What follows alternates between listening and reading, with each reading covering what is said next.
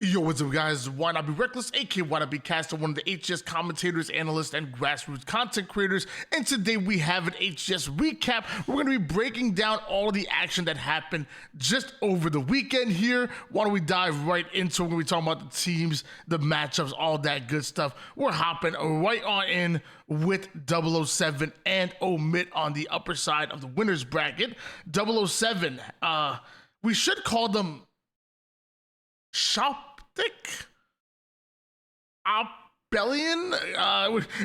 had looks like half Optic, half Shopify Rebellion in Psycho and Last Shot, representing the Shopify portion of that team, with Legend and Bound representing the Optic gaming part. A little bit of a pickup squad, but made up with some of the best players that we've seen in Halo Infinite.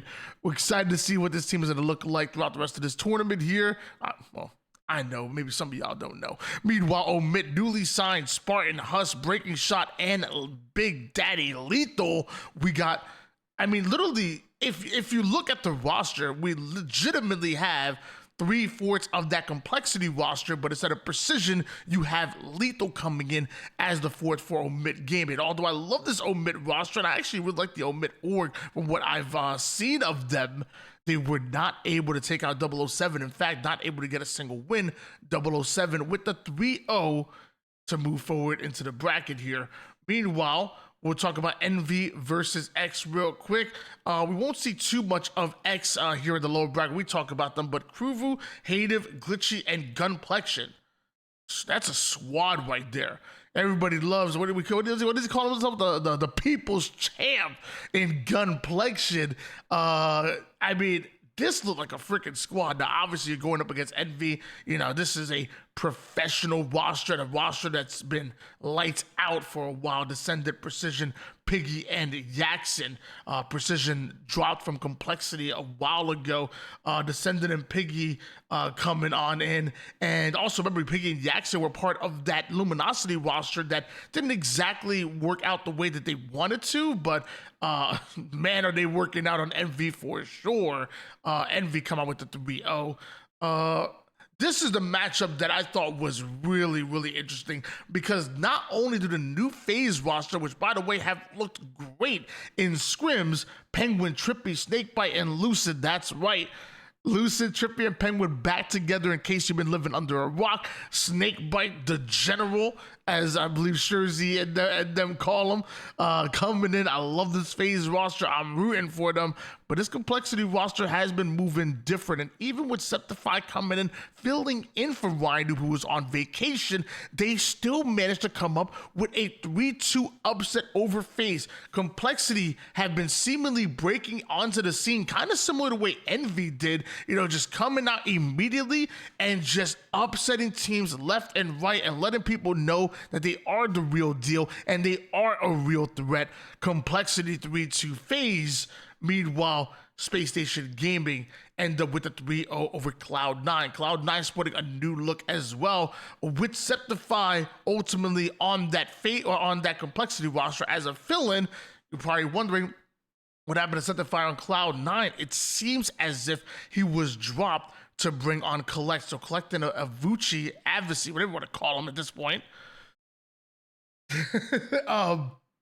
The two newest members of Cloud9 joining Sab and Boo Boo Doo, they'll end up getting 3-0'd by the new SSG roster. SSG, who wanted to speed up their gameplay, wanted to get back to their winning formula. Eco and Stellar now joined by FaZe's old Suppressed and Falcated, and although didn't start off as hot as they would want to over the last couple of weeks, we did notice they come up with a 3 over Cloud9, and they did do better in this tournament. We'll talk about that as we go forward here, bringing us over to our winners bracket semifinals, which I believe started off our championship Sunday here. 007 3-0 Envy. No matter how good this Envy roster is, 007 just got that swagger, just got that firepower. Like, how do you compete with Psycho, Legend, Last Shot, and Bound? Like, the speed, the coordination, just everything was working out for this 007 roster. They come on a 3-0 over Envy, and I honestly can't say I'm really surprised by that one, where SSG come with a 3-1 over Complexity. Again, a situation where I'm not really all that surprised. SSG, although didn't look perfect over the last couple of weeks, they still look like, top 4 best teams in the world, and maybe third, maybe second, maybe first. Probably not first or second. Optic and Shopify kind of have that locked down.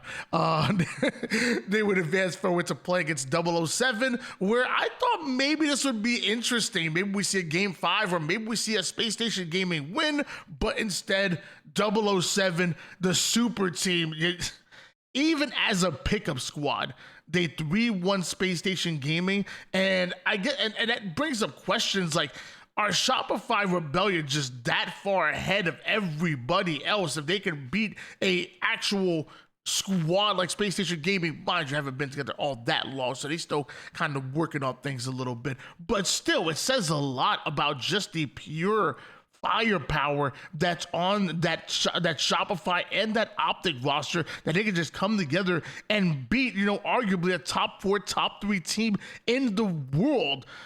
Also, on the flip side of that, it could be a team with nothing to lose going in, going up against a team that hasn't exactly been able to scrim and rod review as much as that they would probably want to, and kind of get on the same page. Maybe this was kind of bullying at the right time. So depending on how you want to look at that, it still kind of brings up some questions on how far is Optic and Shopify away from the rest? Because I've said it before, I thought both those teams looked beatable, and in fact, both these teams have been beaten in multiple different tournaments, especially early on, but maybe, just maybe, they really are that far ahead of the competition. I guess we'll find out.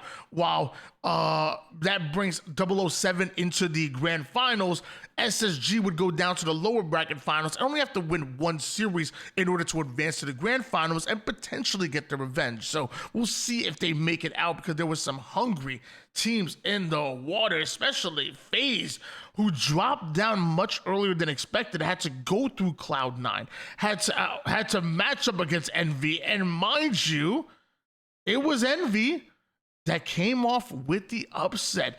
Descendant Precision, the duo, they're calling it the Decision now. That's freaking dope, I ain't gonna lie. Piggy and Jackson come out with the 3-2 win over FaZe, knocking them out so much earlier than they expected. They were tested, brought to a game 5 against Cloud9, brought to a game 5 against Envy, and Envy pull off that upset to advance forward. On the opposite side of things, Omid had to go through Kraken Esports and then ultimately run into Complexity, and this was really interesting because you get to see the team that ultimately dropped Sparty, and I mean honestly, and dropped most of this roster. Huss and Breaking Shot were also part of Complexity at one point in time as well, and you know this probably would have felt like a really big win for Omid. I mean, especially the history that Sparty and, well, why do not play, but even Sparty and King Nick, former best friends, but Complexity just came out and again showed that they are the real deal, man. This 2025 has not been kind to Complexity, but they have literally turned the corner. And I'm surprised by that, because starting in 2025, when you had both Sparty and Precision on the squad, I was like, yo, this squad is gonna be crazy. And then ultimately dropping Sparty, I'm like, there was a lot of question marks, because I'm like, dude, like, some of your best players and slayers are now no longer on that Complexity roster, but they've managed to just turn things around. I'm really proud of the boys, and definitely want to give a shout out to Mental and Cherished, the glue players there.